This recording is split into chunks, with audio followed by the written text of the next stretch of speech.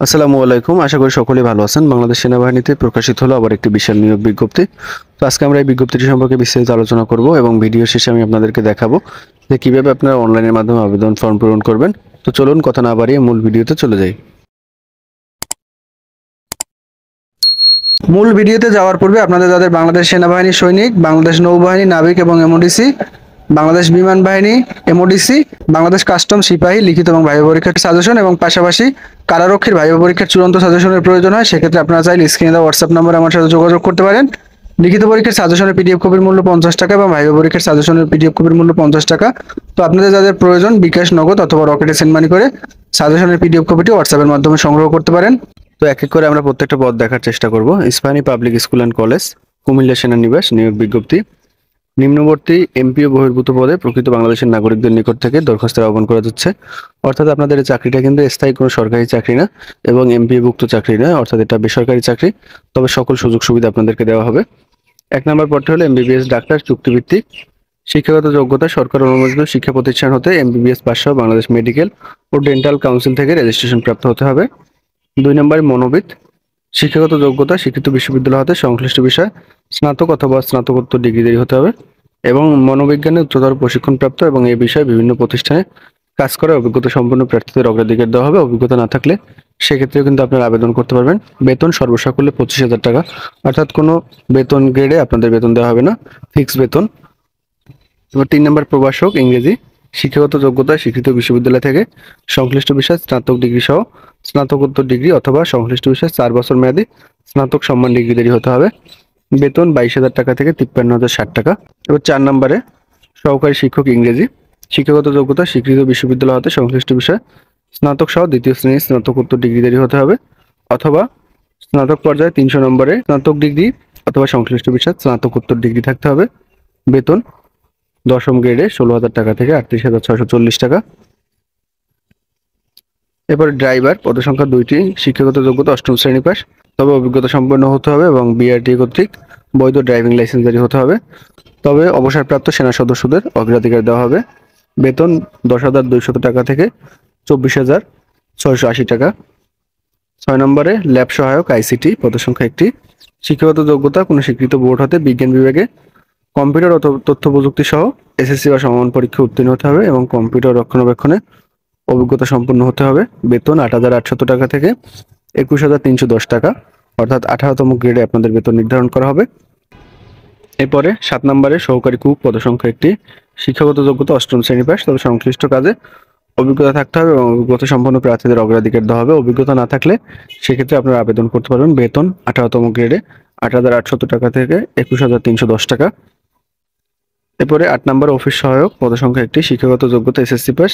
বেতন 19তম গ্রেড 8,500 টাকা থেকে 20,570 টাকা। এবার 9 নম্বরে নিরাপত্তা সহায়ক, পদসংখ্যা 1টি। 8ম শ্রেণী পাস। সংশ্লিষ্ট কাজে অভিজ্ঞতা সম্পন্ন প্রার্থীদের অগ্রাধিকার দেওয়া হবে।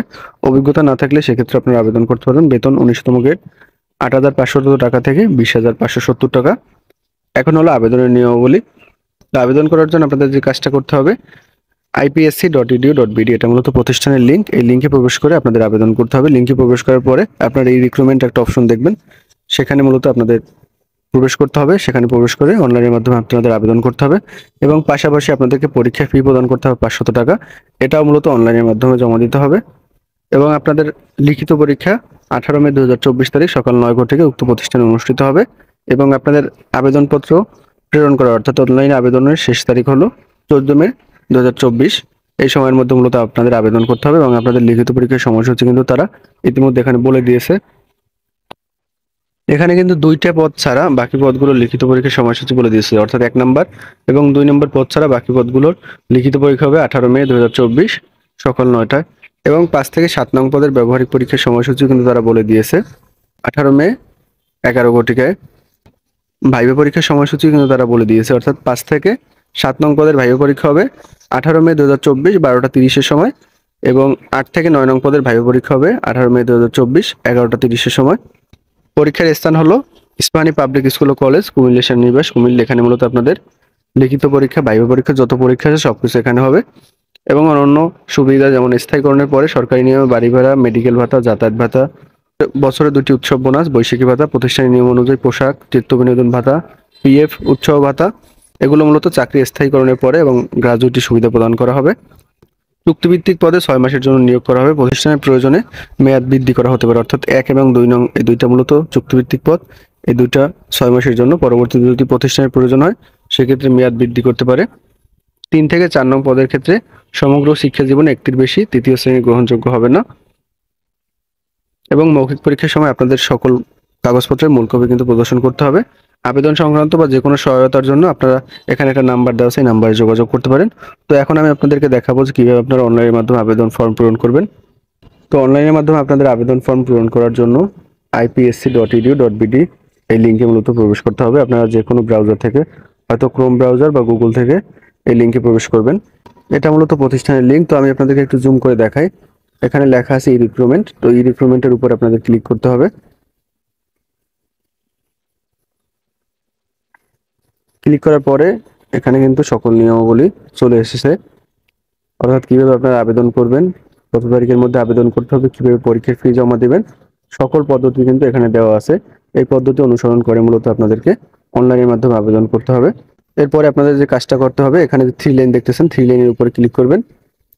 3 লাইনের উপরে ক্লিক করার পরে একটু নিচে গেলে দেখবেন যে অনলাইন অ্যাপ্লাই। তো অনলাইন অ্যাপ্লাইয়ের উপর ক্লিক করে আপনারা অ্যাপ্লাই করবেন। আবেদন সংক্রান্ত কোনো প্রশ্ন থাকলে সেক্ষেত্রে আমার সাথে যোগাযোগ করতে পারেন।